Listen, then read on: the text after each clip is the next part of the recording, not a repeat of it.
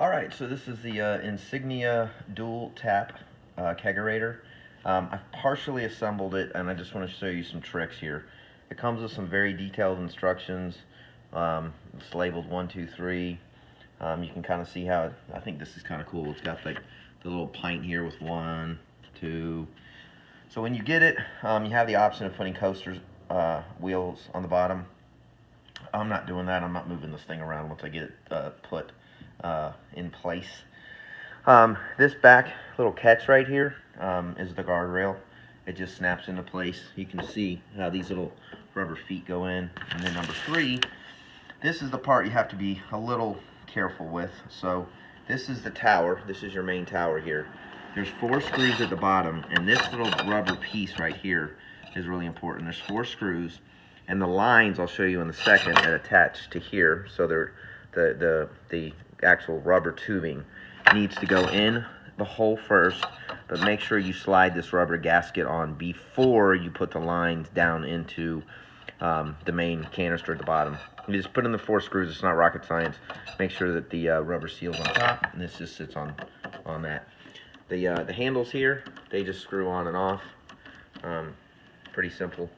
You just thread that on. These are the standard ones that they come with. You can buy all kinds of cool aftermarket stuff. There's blue tape all over the place. It's part of the packaging. Take it off, obviously. This is your drip tray that comes out.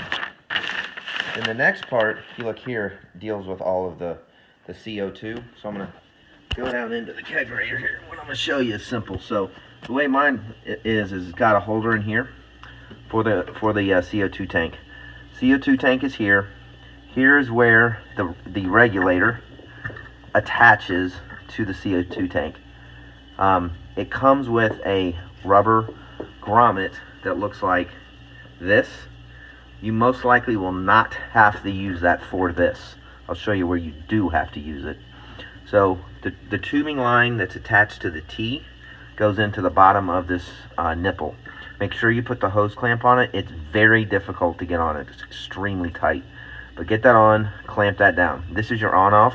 So that's off, meaning no flow of gas.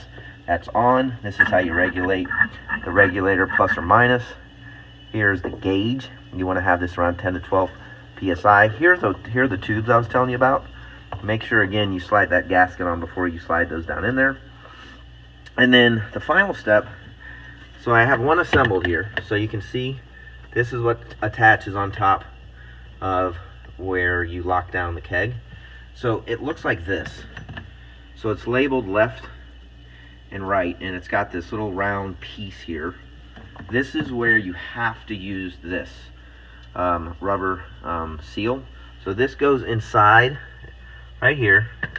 This slides on and then attaches to the top on these threads. Okay, so it's rubber gasket goes in here, slide on your thread, lock it down, and this is your finished product, if that helps.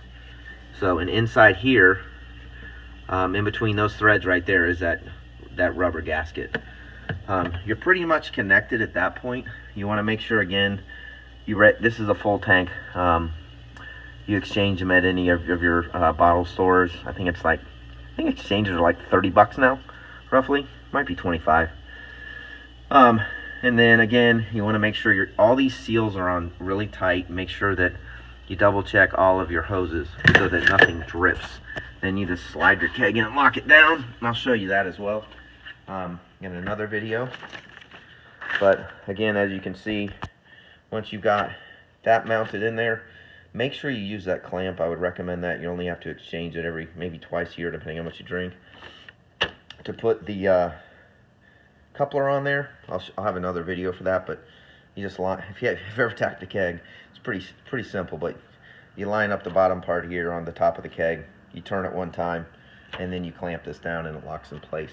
So there's kind of your swing action here. There's your different types of kegs. There's really not a lot of maintenance.